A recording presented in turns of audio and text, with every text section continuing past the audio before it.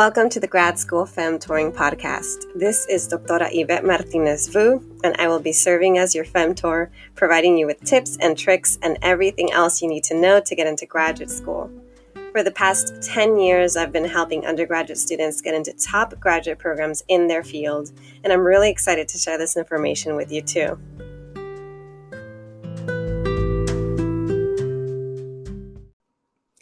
All right, welcome everyone. Today I have a special guest. I'm really excited to introduce you all to Jessennya Hernandez, who is here to talk about her experience moving away from home for grad school, so moving out of state. So before she can get started with chatting a little bit about what it's been like moving away from home, navigating grad school as someone who's also low income and first gen, and URM. I'm going to provide her bio and then we'll get started. So Jessennya is a Brown Xicana PhD candidate from Southern California. She's first generation college grad student, and she's in her fourth year in the Sociology department at the University of Illinois at Urbana-Champaign. Her research interests lie in sexuality and gender, race, ethnicity, urban sociology, Latina studies, political economy, resistance, women of color feminisms, queer of color theory, intersectional feminisms, and transnationalism. Nice. Her current dissertation research focuses on people of color, primarily working class, queer, Latinx femmes, and women in Greater LA and how they create space for themselves, as well as engage in creative artistic practices to navigate various forms of oppression in their everyday lives. Her goal is to highlight marginalized forms of knowledge, elevate queer people of color, and increase resources and access to higher education for Black and Brown communities through research, teaching, and mentorship. Wow, welcome so much, Jessennya, to the podcast. Thank you. I'm so excited to be here. Thank you for reading all that. I know it's a whole lot, but I love it. I love your interest. I think what you're doing is amazing. So just to get started, if you can just tell us a little bit more about yourself, your trajectory and applying to grad school, and then how you are managing that transition of moving from California to Illinois for grad school. Yes. So I'll go ahead and do all of that, but I do just want to give like a caveat that, I only applied to sociology programs and anthropology programs. So I can't really speak to people who are applying to like the STEM fields, but so this is like based off of that experience. So I'll go ahead and start with like why I even applied to out-of-state programs, and then like why I accepted my particular program, and then my overall experience. So starting off with why I applied to out-of-state programs. So I was in the McNair program, and they told me two things: that it's best to apply to as many schools as possible if they're a good fit, of course. Mm-hmm. And so for me, a lot of the schools that I applied to in California, there were only so many. So I had to start looking into programs out of state. And they were really good programs out of state too. So another thing that they told me was that if I wanted to end up back in California, like being a professor in California, which is my goal, then it would be more marketable, or I'd look more well-rounded if I had an out-of-state doctorate, because it gives me an outside perspective. So I took that advice and really ran with it. So I was only accepted into 3 programs, and none of them were in California. So I had to choose one that was out of state. Yeah. And I chose my program, the University of Illinois at Urbana-Champaign, because they gave me the best financial package. So basically I had to follow the money. And yeah, they gave me a really good deal, actually. They gave me a package where I didn't have to work my first 3 years. Wow. Yeah, so most grad students have to, they have to be a teaching assistant or do some kind of like paid work on top of doing their coursework and, their research. So for 3 years, I didn't have to do that. So I really was able to get all of my classes done. I was able to get ahead of on my research. So it was really a sweet deal. So I kind of had to go with it, or at least I felt that way. So that's really why I ended up, that was really my deciding factor of going to Illinois. So now I'll just kind of talk about like my overall experience moving out of state. And again, this is like a Midwestern state. It's not, you know, it's not Arizona. It's not like a, you know, a place that we understand as like, you know, the Midwest is kind of has like, you know, this stigma of being very white and conservative. And for a lot of states, that's very true. So, like my experience kind of reflects a lot of that, even though Illinois is a little bit more quote unquote liberal. It's one of the better ones, I think, thinking about that. But yeah, so my experience, I have like just kind of to be organized, I have pros and cons. So I have 2 cons and 3 pros. So starting with the cons, one of like the more difficult things for me was my first year acclimating to like a PWI in the Midwest. It was really hard for me at first. You know, culture shock, 100% culture shock. You know, the city looks different. It's not really a city, it's more like a town. It looks different. There's not a lot of people of color. And the people of color who do live there, like who are from the town, like very segregated too. Not like how it is, you know, here in LA, in Southern California. So even in my department, there's not a lot of people of color. There's not a lot of women of color.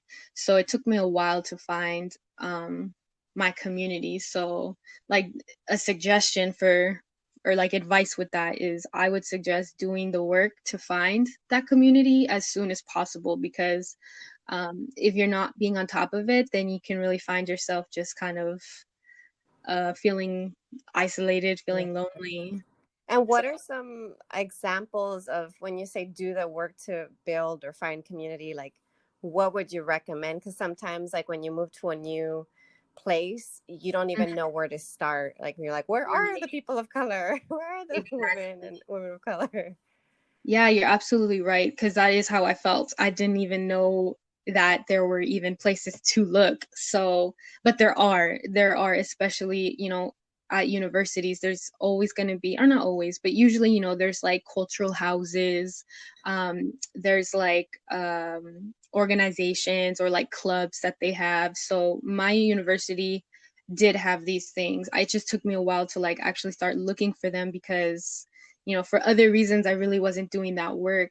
But yeah, so my suggestion is to go to those cultural houses. So in my university, they have this like cultural house called La Casa. So, you know, there's always going to be a place for you to go where they have events, like they do like lunches, you know, come in on Wednesday and they give you free lunch, and they give presentations about, you know, people doing research about like, you know, Latinx people. So there's these things that you can find, even just like feeling community. You know, maybe you don't make all these friends here, but you can just go and everyone's nice, and it's something to do, so that you don't feel like you don't have your community there, you know, because they are there.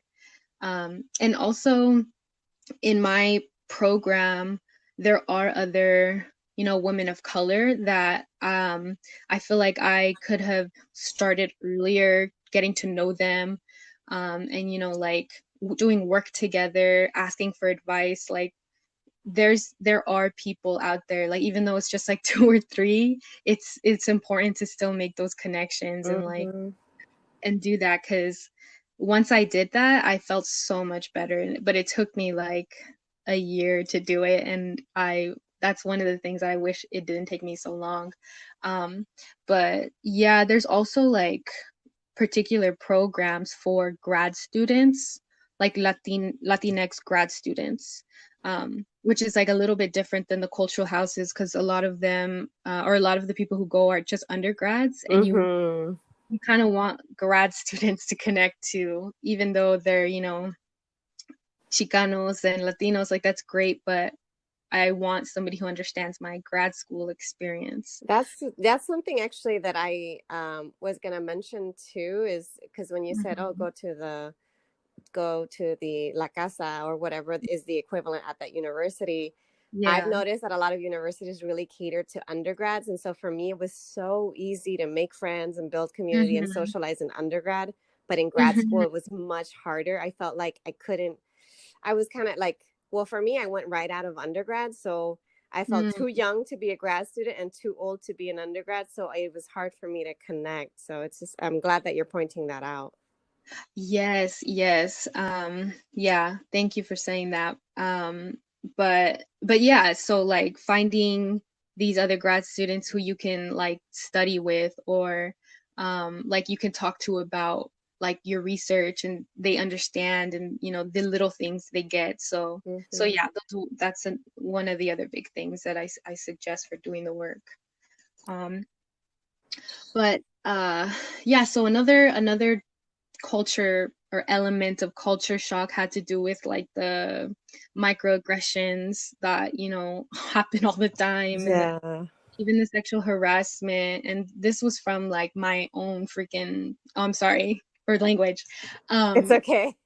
okay, good, because that was a question that I had about it.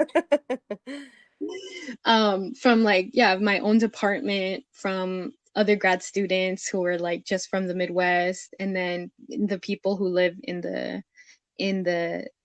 city. We call them townies. But like, they're not a part of the university. They just like grew up there, and a lot of the times they like never have interacted with like Latinas. Oh, wow. So it's just like, microaggressions and stuff like that happened a lot. But I will say that I think that I was hyper aware of them because I already felt like different. Yeah. But I mean, this stuff exists everywhere. So like my suggestion with that is really just like with any new experience, or anybody who deals with these things, like self-care is a huge thing. Checking in with yourself, learning to choose battles, when to tell somebody off, and when to just be like, you know what, let me not get into this right now. Yeah. And like advocating for yourself is super important, because a lot of the time I just wouldn't really think that I needed to. um, but that's really important. And then knowing how to create boundaries is a big thing. But again, like finding your people, finding your community, because like just venting to them is super important. Just like looking out for each other. Again, it goes back to like finding your people and like your spaces to feel comfortable. um Another because question. Well, yes. actually, sorry. Go ahead No, and no. finish up, and then I'll ask you a follow-up question. Oh, no, I'm done with that. Oh, okay. I was just going to say another thing that I think some students are worried about.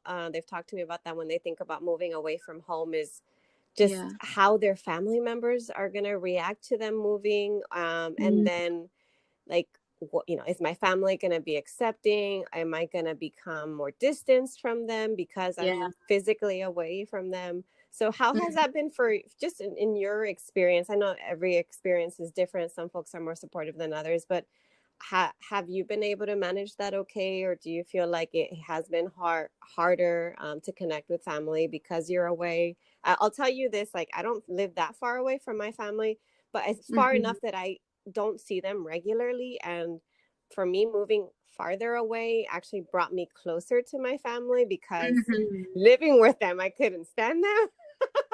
Yes. So I don't know. I'm just curious what it's like for you. Yes. No, that's like I completely identify with that. Like I agree 100% that like moving away really helps with like you being able to see things more clearly and try to like, make these like bigger, like these larger understandings about like your family, and like where you fit in your family. And that's actually the next thing I was gonna say. So I'm so glad that you asked that. Okay. Um, so like, yeah. Oh, I'm so sorry. It's okay. Yeah, so I mean, like the second con that I was gonna say is like dealing with hardships in general Yeah. was hard because I was away from family. And part of the reason was, I like other children of immigrants, and low income families, like we have to learn to be self-reliant at a young age. So, you know, whether that's like getting a job really young or learning to like deal with things on your own, or not wanting to like create more problems with your family because you know there's already stuff going on, like that definitely extended to like when I went to grad school. And I really didn't have that good of a communication with my family when I left. So like that kind of continued too in my program. However, like I did start to learn little things of like how to communicate better with my family. So like for example, like my dad calls me all the time Oh, and it's wow. really nice. So I talk to him more than I talked to him before, you know? That's so interesting. Yeah, because he calls me, he like misses me and he'll do the work to like make that connection. But like for example, like my mom on the other hand is super super busy and very consumed with work. So like that actually the communication with that has really gone down. Mm, So it's not like the best, but there's like good and bad with it, you know? I But see. but again, like I do suggest like making the time and the effort to create that communication if you do lack that communication, you know? So literally having conversations and saying like, look, can we, you know, find a way to like talk once a week? Or maybe your parents are calling you too much, you know, telling them like, look, I'm really tired this week, like I'll call you next Monday or something, you know. However it is, like however much you want, like it can all be negotiated. You just need to you need to have those conversations. And I really suggest doing that early on, like I said, than waiting for it to be, you know, when you're feeling really isolated and you feel like, oh, you know, I don't have anybody, but like really they're there for you. You just need Mm-hmm. to like establish that communication with them.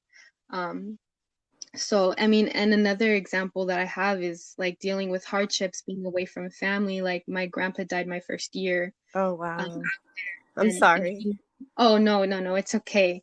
Um, but he helped raise me. So being out there away from like, you know, when he got sick, the funeral, like I would travel back and forth like I was constantly traveling. However, it was really hard, you know, being away from them, you know, my family being all together, and going through that together. It was hard being away from that, but at the same time, when I would go back to Illinois, it was actually easier for me to process everything and not get so caught up in all of the pain and the sadness and everything that my family was going through.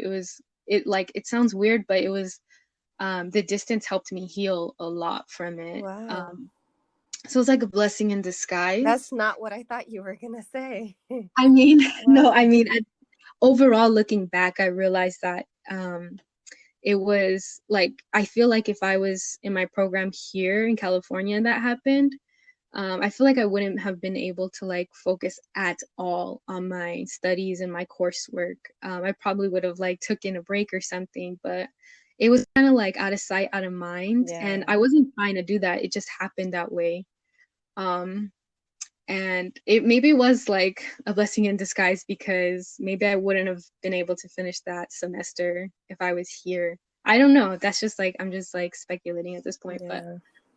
um but yeah, overall, like again, like my family understands it's hard, and we've come to a point where if I tell them like, oh, you know, I gotta go do this for this reason, like they're like, oh, do what you gotta do. Like they don't ask all these questions. They're not like, oh, I don't get it, like why do you have to do this, like all that. Like they've given me a lot of freedom and like, oh, you know, you have like, I'm, you know, right now I'm in California, I'm traveling a lot to do my interviews for my data collection. So they give me a lot of freedom with like, you know, I come in and out of the house all the time, and we've come to a point where like they see the work I'm doing and they know that it's important, so they let me do all that stuff, you know. And I think at first they really were like not sure how to go about it. Um, and like I don't think that they wanted to add any other like pressure. So I don't know, we've come a long way pretty much. And it's been slow, but it's definitely been happening. It's been 4 years. Yeah, that's But what I was gonna say. Yeah, it's not like it's your yeah, first or second year. You've been there a good while. yes. So I again like creating those conversations to like either get closer to get to make the communication, or creating boundaries, because when I come home for the summer and for the winters I still have to do work. So like if I can't go to a coffee shop today and I'm doing work in my room, like you have to create those boundaries. You have to tell your parents like, look, please, for like the next 3 hours, like don't come knocking on my door. Like I'm really like it's my time to do my work. So like if you want to ask me something, can you wait 3 hours to do that? Like creating those kinds of boundaries is super important. It's really hard. It's hard, Yeah. but it's like necessary for you to just be able to have like mental health and like preserving your energy. I know that like so you've been doing this for 4 years, but I'm wondering if you like could maybe think back or look back at when you accepted and knew you were Mm-hmm. going to go to Mm-hmm. Urbana-Champaign for grad school, and just how overwhelming the thought is of moving cross country. Like like even just the logistics of like, how do I afford that? How do I move my stuff? Like, uh, Yes. I'm wondering like if you can just give advice to students who are either considering or in that process right now of like, oh wow, I'm going to go to grad school out of state and I have no idea how to do Mm. this. I've never moved away before. Or some students sometimes say, I've Yes. never flown on an airplane before. Like what kind of Yes. advice would you give them? Ooh, yeah, no, I'm so glad you asked that. Yeah, because it's been so long, I haven't even thought about all of that. But no, that happened to me too. Like grad school, going to like what is it, like the recruitment visits. That was the first time I had even been on a plane before. So, like, Oh I get wow. that 100%. So like thinking about like costs and money and stuff, one of the advice that I was going to give later is that like apply to if you get into a program, apply to or check in to see if they have any like summer programs. So I got really lucky because in my university they offer this program called the Summer Predoctoral Institute, where underrepresented um, students who are coming here for grad school, there's a program where you basically become acclimated to grad school, to the area. They help you find apartments. They give you, Wow. it was kind of like McNair, to be honest. That's Um, amazing. I don't hear about it, programs like that a lot. yes, it is so amazing. And I'm so thankful because they helped so much. I met so many like friends there. One of my best friends I met there. She became my roommate the first year. Like she really helped me. The whole program helped me. And one of the biggest things was that they paid for your travel. What? Um, yes, they paid. That's right. They paid for everything, and they gave you a stipend for the summer, and it was a really good stipend. So, and they part of the requirements is that you start to do like a little bit of research in your department. So you got to like already get your foot in the door with faculty there too. So it was very amazing. And I do think that other programs have this, but like I knew a lot of people who didn't even know about the program who were like 100% qualified. They just didn't know about it. So one of the things that I suggest is like looking into these programs or looking to see if your school has one of these programs. Because like one of the things I was going to say is that there's money out there for like underrepresented students, especially in like these really big institutions. Like they have the money. So like don't be afraid to ask if they have like scholarships or fellowships or any kind of like free money for people who are just like underrepresented. Like, being underrepresented has like made it super difficult to get here, but like you can also use that position to like get money out of it and, like find the money because it's there for you in the institution. So, yeah, It's that's one thing that really helps. I was going to say it's interesting that you mentioned that, because actually one of my students just last year ended up applying, getting in, and going to Urbana Champaign too. He's in the statistics department, and Okay.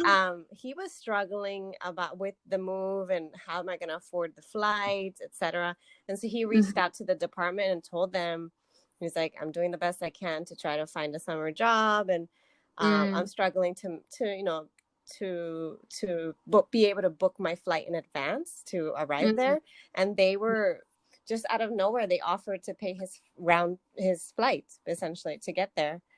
Yeah, exactly. And You he just got wouldn't have received that if he hadn't opened up to them and asked, like, are there other funds available? Is there another way that I can apply for funding or whatever? And he didn't have to apply to anything. They just said, okay, we'll book your flight. Give us your details and we'll do it for you. That's amazing. Yeah. Yeah, that's another thing with even the grad school, the applications. Like if you don't have a fee waiver, sometimes you can just like email the secretary and ask, like, do you have any kind of fee waiver or anything? I remember doing that, and I remember my friends doing that too when I was applying, and they gave it to, like, and not everybody did, but some did. So that is something. But yeah, so those were my cons. So I wanted to start with that and end with the good things. But did you have anything else? Oh yeah, you should definitely share your pros, because I feel like there were pros in your cons too. That's true. I tried to not make them that bad. But I have 3 pros. So the first one is that going back to thinking about like money and stuff. Like once you get there, there's that whole thing, and I could share more about that too. But once you get there, the cost of living is so cheap. California is one of the most expensive places to live. So out there, like I've never had to pay anything more than $450 a month for my apartment. So, yeah, that's right. that hurts a little. I know, I'm so sorry to say that, but it's good. Like, it's like, so folks can be open to moving out of state. Yeah, so I mean, I know that they don't pay grad students very much anyways, but like it's still enough for me to live comfortably. I can pay all my bills. I still have, money for like to go out every now and then, and I don't feel like, oh my God, like, oh, I have to check my bank account to see if I can, go to the bar. Like I can do that. Nice. And still feel comfortable. So that's one of the biggest pros out there, like living out there. The second pro that I have about living in it's basically being in a small town in the quiet environment is really good for productivity. So like I know all of my local coffee shops, they know my name. Everyone's really nice for the most part. There's genuine people out there. And I can get a lot of work done. So when I come home to Cali, it's really nice. I get to be with family, maybe I do a little bit of work. But when I go back, like for the semester, to Illinois, I get so much of my work done faster, more efficiently. I don't have all these distractions. And ultimately, I want to finish my program as soon as possible to come back. So being out there in a quiet environment, like there's not a lot of places to go. There's not a lot of things to do. So it's actually helpful for getting everything done faster. It's funny because I feel like you can turn that around. I heard some folks who are like, oh my gosh, I could never live there. I'd be so bored. And I'm just like, actually, you don't have time to be bored in grad school. It might be a good thing to, not be distracted by the big city. Exactly. And that's something that other people have told me too. Other people who are coming from big cities. Like I have some friends who are from like big cities outside of the United States. So like Egypt, there's like really big cities in India that coming here, they're like, oh, it's so small, it's so quiet, but I like it because like I get all my work done. And at the same time, I mean, Chicago's really close. Like if you do want a big city experience, you can just, drive over to Chicago and get that. So it's not like you're trapped. Yeah. So my last pro is a big one. It's a huge one for me, and it's the biggest one for me. Like being away from home and family and like where I feel, like my home. Like it really made me grow up so much, and I became so much more independent, and I really came into my own, or who I feel like I'm supposed to be, in a sense. So like, being alone, and all of that, it really kind of forced me to figure myself out and what I really want for my, my personal life, but also like my academic life. Like I was kind of forced to like ask these questions. And that's really how I came to like my research, and I'm really passionate about my research. And I feel like if I wasn't forced to have to like ask all these questions, I don't think I would have been able to come to like the project that I'm doing now.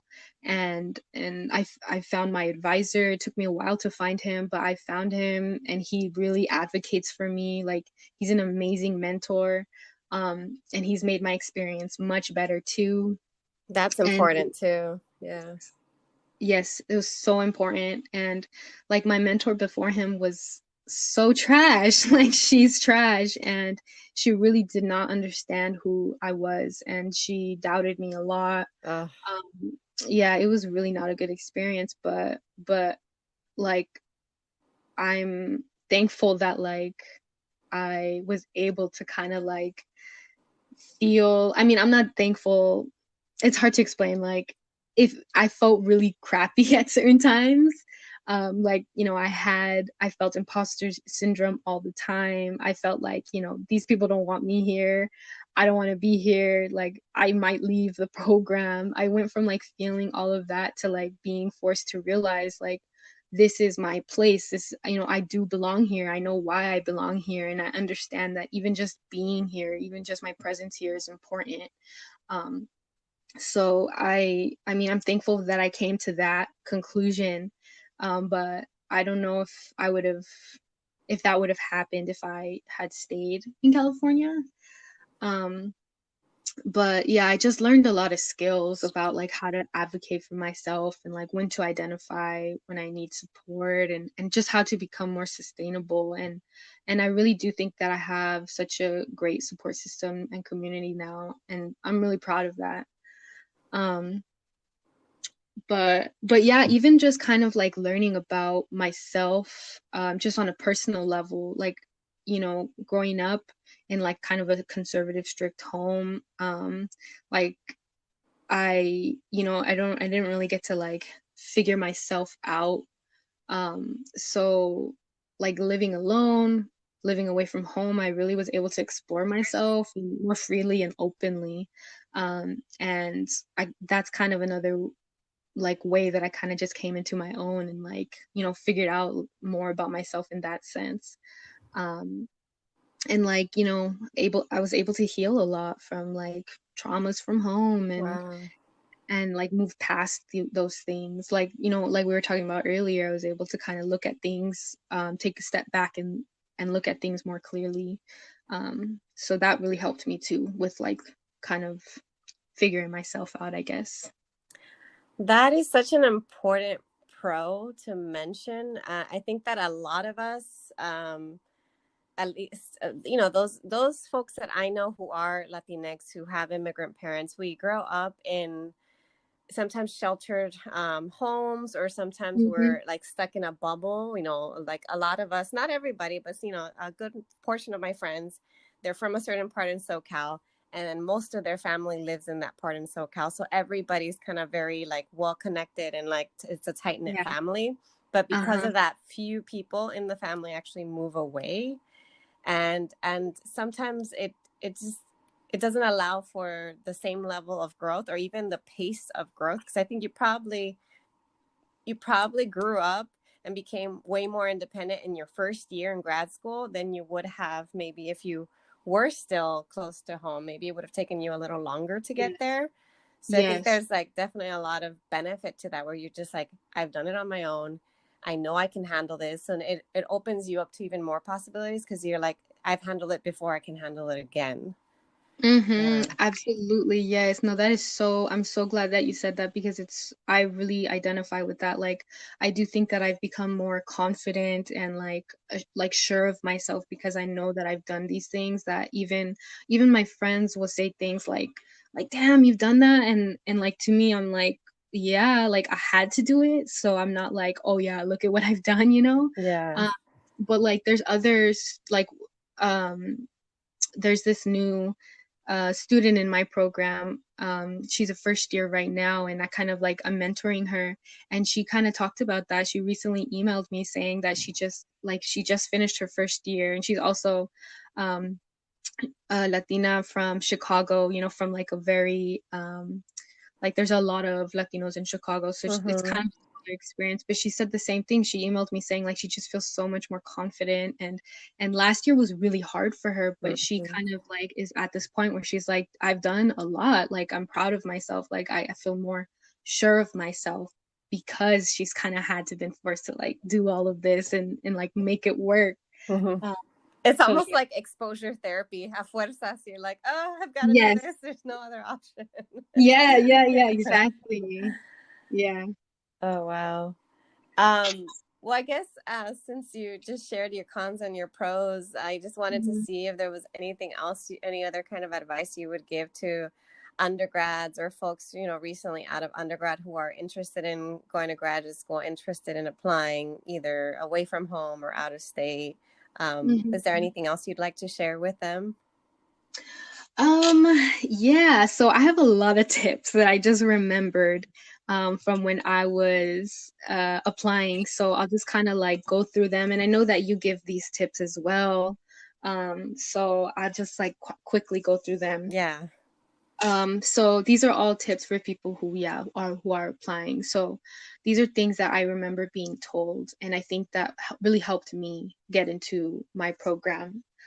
So ask your professors, faculty, graduate studies offices at your own institution who support students. So ask them for resources. Like, don't think that you're doing this alone. Like, make sure to ask the resources on your campus for help, and look at support from like your own departments. That's one thing that helped me. Apply to as many as you can. That really, obviously, that increases your chances. And one way to manage all of these different applications is to get organized. So I had an Excel sheet where, you know, I put all of like the important information of each program I was applying to. So like, name of the program, like why are you interested in applying to them, because that's something that you need to know for your personal statement. You know, deadlines of when to submit to the program, names of the faculty you want to work with, etc. So all of that on one Excel sheet to help you get organized. That really helped me. And then for the personal statement, you just really need one really good personal statement, and then you just change it up to adapt it to the program that you're applying to. So, you know, the things that you change up are like reasons why you want to get into the program, the work with there, what you can contribute to the program, etc. And something that I was told was how you write it is more important than what you write, or just as important as what you write. So it should flow in a way that like, it makes it seem that all of your experiences are bringing you to this program now. That's something I remember them telling me. Yep. Yeah, and like, even that's not how it works, but that's how you have to make it work. You have to frame it like that. That's true. Yeah, and it doesn't have to be like this poetic, crazy experience. Like, you can start off, you know, talking about something like a mundane experience, as long as it shows why you care about research and why you want to go to grad school and why that's the next step for you. Like, that's the most important thing. And then have a lot of people read it. Like, have faculty, have other students who know your field read it. Also, just have like your friends who don't know the field read it, you know, just so that it makes sense, that there's not like weird, confusing run-on sentences. And then I remember them also saying that it should be concise. So like each sentence should be saying something meaningful. That's something that I remember. Let's see, there's so many things. The GRE exams, it's more important how you take it rather than like knowing every single vocab word. Like something that really helped me was, I'm a slow reader. I, you know, did not read growing up. Like I was outside in the streets playing with my friends. So I don't think I'm like a good reader. So I had to actually practice reading because, you know, a lot of the GRE pages, like they're timed. So you're like, for the writing section, you have to read something and then you write. But those are timed, and I had to practice like learning how to read fast in a way that I'm still retaining the information. So like those kinds of skills are things that you have to, or that can help you get a better GRE score. But again, like a lot of times GRE scores don't matter, but that's just a tip. And I remember you saying this as well about like you really don't have to pay to get into grad school. So that's something that they told me all the time, and I really was like, I'm not gonna pay. So like they offer fellowships or scholarships to students who are in our positions, so take advantage of that. So don't pay if you don't have to. Like you really Definitely don't. not. I don't recommend that at all. Yeah. Yes, exactly. Like it's been so hard for us to get to this position. Like we don't have to pay. But yeah, so another thing they told me was to email faculty in the programs that you want to get into. So like, you know, send them an email like 2 months before the deadline. I think like 2 months before the deadline of when to submit. Maybe before, I'm not sure, but definitely contact them, you know, email them that you're interested in their research, tell them what you're interested in, tell them you're an applicant, and maybe ask them a question or something that engages in their work.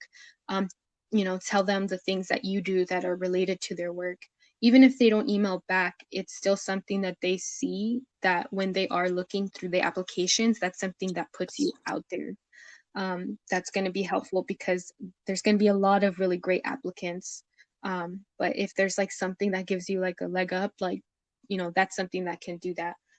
And then one of the last things I have to say is knowing how to handle rejection, because, you know, I'm gonna be honest, and I'm a little embarrassed to say it, but I applied to like more than 15 schools. So, and I got rejected to all but 3. And So, that's so common, just FYI, that is very common. I only got into 3 as well. Only one of them was a PhD. So just FYI, like, you're right. The okay. rejection thing is a very big one because a lot of us maybe were high achievers, maybe got into a bunch of 4-year universities for college, and we're not used Yeah. to getting rejected by most programs and just having maybe 1 or 2 programs say yes. Exactly. So it's not about if you're like qualified or not. It really isn't. Like I'm sure everybody who applied is qualified, and like you've definitely overcome so much.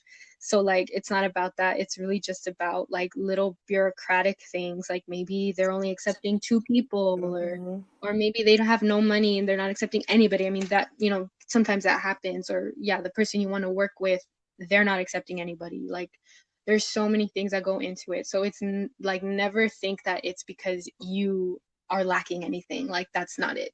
Don't go there. So yeah, that's what's one thing that I have to say about that. And then yeah, I mean, I guess just like I mean, I think you don't have to go to grad school, you know, it's not for everybody. But, you know, if you are wanting to do it, I think do it. Like grad school has given me so many opportunities. Like it gives you, you know, it can give you a better life and a more exciting life. But even just beyond your own life, like, you know, you're going to be gaining a lot of experiences, a lot of power, a lot of privilege with, you know, with a degree.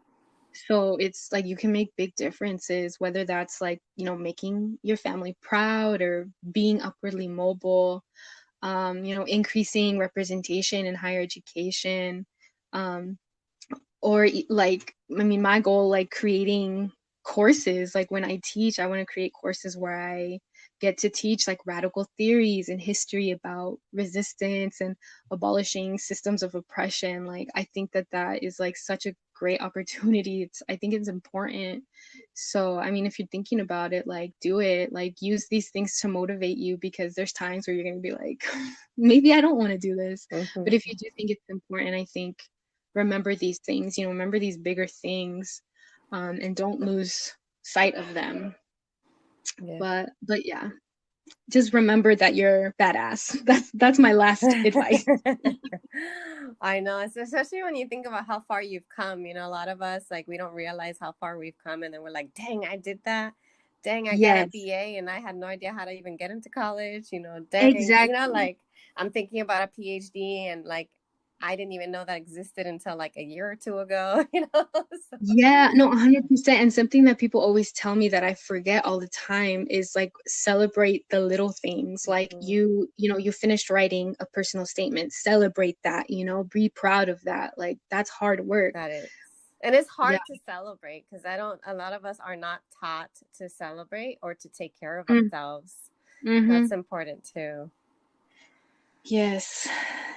Well, I want to thank you so much for your time, for your willingness to open up and share with my listeners. And I'm just really grateful to you. I think that you've provided a lot of wisdom and a lot of really excellent advice that I completely agree with. And I hope that we'll be able to, stay in touch and reconnect soon. So thank you so much, Jessennya, for coming on today. Thank you so much. This is amazing what you do. It's so important. And I feel so lucky and thankful to just be a part of this. So thank you. 100% thank you. And I'm happy to have you on in the future if you've got any other topics you'd like to share. So thanks again. Thank you. Thank you. All right. I'll talk to you later. Bye. Thanks so much for joining me in the Grad School Femtoring podcast. If you liked what you heard, please rate this podcast on iTunes, Spotify, or anywhere you tune in. You can also support the podcast by donating to my Patreon page, Anchor page, or Venmo account, which is at Grad School Femtoring. If you have questions or episode topics, you can contact me by sending me a DM on Instagram, sending me an email to gradschoolfemtoring@gmail.com, sending me a voice message on Anchor, or sending me a message via my personal website at YvetteMartinezvu.com. Until next time.